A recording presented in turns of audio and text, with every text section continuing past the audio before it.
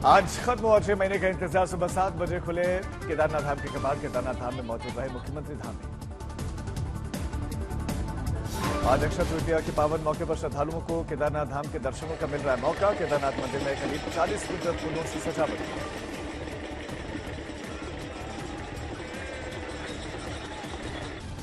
आज ही खुलेंगे गंगोत्री और यमुनोत्री के कपाट। गंगोत्री के कपाट सुबह 10:29 पर खोले जाएंगे, जबकि दोपहर 12:25 पर भक्तों के लिए यमुनोत्री धाम के खुलेंगे कपाट। बद्रीनाथ के दर्शन के लिए भक्तों को अभी 2 दिन और करना होगा इंतजार। बद्रीनाथ के कपाट 12 मई को सुबह 6 बजे खुलेंगे। मौसम विभाग ने उत्तराखंड के कई इलाकों के लिए जारी किया येलो अलर्ट। कुछ जगहों पर मौसम विभाग ने हल्की से मध्यम स्तर की बारिश की आशंका जाहिर की। चुनावी घमासान के बीच में आज जमानत की राह देख रहे हैं दिल्ली के सीएम अरविंद केजरीवाल, और आज केजरीवाल की अंतरिम जमानत पर सुप्रीम कोर्ट सुना सकता है फैसला। ईडी ने अरविंद केजरीवाल की जमानत याचिका का किया है विरोध। अंतरिम जमानत पर विचार करने के लिए सुप्रीम कोर्ट में तैयार हलफनामा। ईडी ने अपने हलफनामे में अधिकारों का जिक्र करते हुए कहा कि चुनाव प्रचार का अधिकार न तो मौलिक अधिकार है, न ही संवैधानिक अधिकार और कानूनी अधिकार भी नहीं है। केजरीवाल के खिलाफ आज सप्लीमेंट्री चार्जशीट दाखिल कर सकती है ईडी। पहली बार आरोपी के तौर पर है नाम दर्ज। आप नेता गोपाल राय का बीजेपी पर हमला। बोले कि इस बार चुनाव जनता लड़ रही है और इस तानाशाही का जवाब जनता देगी। अमरावती से बीजेपी उम्मीदवार नवनीत राणा ने 15 सेकंड के उनके बयान पर अब सियासी उथापतल। असदुद्दीन ओवैसी ने जनसभा को संबोधित करते हुए राणा पर तीखा हमला किया। ओवैसी बंधुओं पर नवनीत राणा के बयान पर सियासी बवाल बढ़ा। हैदराबाद में असदुद्दीन ओवैसी बोले 15 घंटे ले लो, कौन डर रहा है। आप दे दीजिए, मोदी जी के पास इख्तियार है, दे दीजिए 15 सेकंड ने बोल के 1 घंटा ले लीजिए ना। हम भी देखना चाह रहे हैं कि आप में इतनी इंसानियत अभी बाकी है या नहीं। करिए। नवनीत राणा के बयान को वारिस पठान ने बताया चुनाव आचार संहिता का उल्लंघन, चुनाव आयुक्त से की गई कार्रवाई की मांग। ओवैसी बंधुओं पर नवनीत राणा के बयान पर बोले महाराष्ट्र कांग्रेस अध्यक्ष नाना पटोले ऐसे बोल के कुछ लोग हेडलाइन बनने की कोशिश करते हैं। आज मुंबई में होंगे पीएम मोदी। सुबह 11 बजे के करीब नंदुरबार में पहली रैली। दोपहर में तेलंगाना, शाम को हैदराबाद में पीएम मोदी का रोड शो। भुवनेश्वर में रोड शो के साथ ही आज चुनावी अभियान का अंत। झारखंड की खूंटी से गृहमंत्री अमित शाह चुनावी अभियान की शुरुआत करेंगे। दोपहर 3 बजे के करीब नादिया में गृहमंत्री शाह। शाम 4 बजे बंगाल के बीरभूम से होते हुए 5 बजे आसनसोल में रोड शो के साथ खत्म होगा चुनावी अभियान। हरियाणा के पंचकुला में बीजेपी अध्यक्ष जेपी नड्डा का आज रोड शो। चंडीगढ़ में भी करेंगे रैली। चुनावी मौसम के बीच में अमेठी में गुजरते वक्त के साथ भावुक हुई प्रियंका गांधी। साझा की बचपन की यादें। 1991 में एक फोन आया, किसी ने कहा कि पिताजी को कुछ हो गया है, पता करो।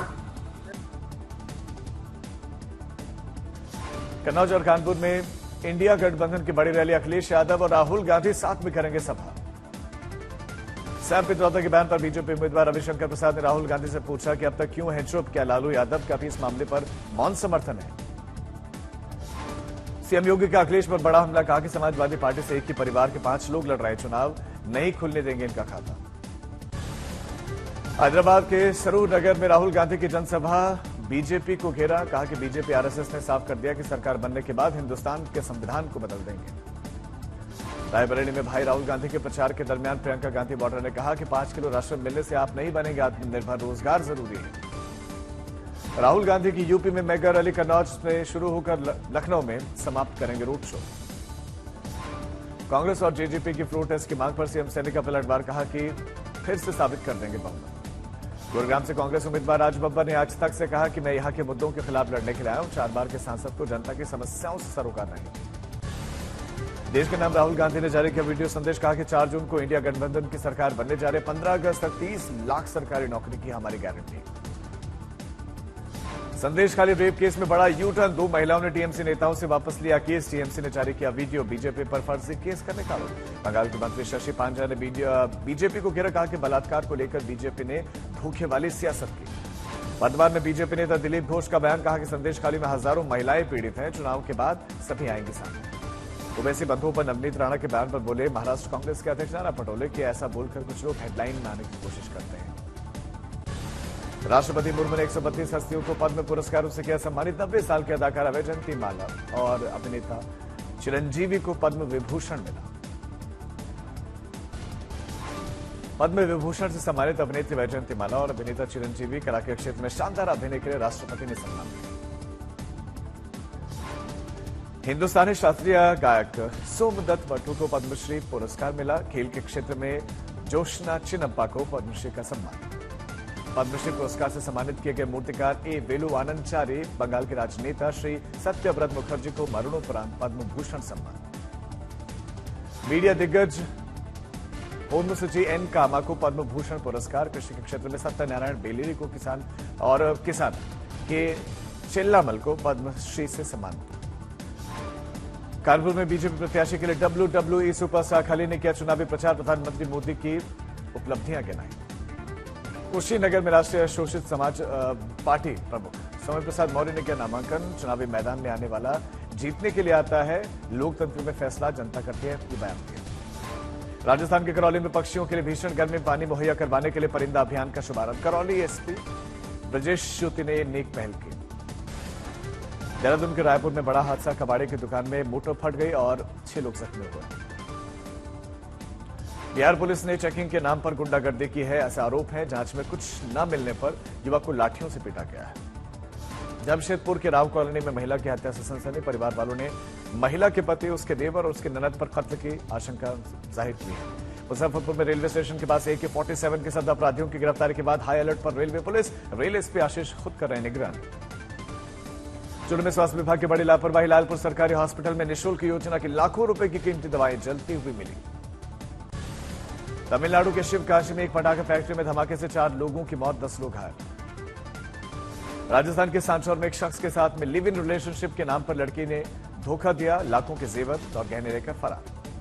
बेगूसराय में पुलिस ने छापेमारी करके 12 बदमाशों को कार्बाइन और 3 पिस्तौल के साथ किया गिरफ्तार। लूट की बना रहे थे योजना। झांसी में शादी के 2 साल के बाद पति की बेरुखी से परेशान पत्नी ने फांसी लगाकर आत्महत्या कर मरने से पहले एक सुसाइड नोट भी छोड़ा गया। एमपी के शहडोल शहर में सटे हुए बिल्कुल कल्याणपुर इलाके में कोचिंग से लौट रहे नाबालिग के साथ 5 लड़कों ने गैंग रेप किया। 5 आरोपी गिरफ्तार। घर पर बुलडोजर भी चला। देवघर में मतदान से पहले उत्पाद विभाग की बड़ी कार्रवाई। बड़ी मात्रा में अवैध देसी विदेशी शराब जब्त। तब तक 158 के खिलाफ केस। बरेली में एक मुस्लिम शख्स पर हिंदू नाबालिग लड़की का धन परिवर्तन करवाने का आरोप। दुष्कर्म करने के बाद युवती को चलती ट्रेन के आगे फेंका गया। एमपी के श्योपुर में गोद लिए गए बेटे ने 30 लाख रुपए की एफडी के लिए मां की हत्या कर दी। शव को घर के ही बाथरूम में दफनाया गया। कोटा में एक और कोचिंग छात्र लापता हुआ। 5 मई को दिया था नीट का एग्जाम। बड़े भाई को व्हाट्सएप पर लिखा कि 5 साल के बाद लौट आऊंगा घर। कानपुर में कोचिंग छात्र को निर्वस्त्र करके मारने पीटने और जलाए जाने का मामला और इसमें एक आरोपी गिरफ्तार। पंजाब के फाजिलका में दूल्हा दुल्हन की गाड़ी के ट्रैक्टर से टक्कर हो गई। दूल्हा दुल्हन समेत कई लोगों को चोट लगी है। इस साल अक्षय तृतीया पर गोल्ड की बिक्री 15% बढ़कर 25 टन होने का अनुमान है। अगली अक्षय तृतीया पर गोल्ड पर निवेशकों को 10.5% से ज्यादा रिटर्न मिलने का अनुमान। अप्रैल में शाकाहारी थाली की कीमत बढ़कर 27 रुपए 40 पैसे पर पहुंची। नॉनवेज थाली के दाम अप्रैल 2023 से 58 रुपए 90 पैसे से घटकर 56 रुपए 30 पैसे पर पहुंचे। एयर इंडिया एक्सप्रेस का बड़ा फैसला। सिक लीव देने वाले 300 कर्मचारियों में से निकाले गए 25 कर्मचारियों को वापस बुलाया गया। मुख्य आर्थिक सलाहकार बी अनंत नागेश्वरन ने इस दशक तक भारत की विकास दर 7% रहने का भरोसा जताया। कहा कि 2023-24 में ग्रोथ रेट 8% पर पहुंचने की संभावना।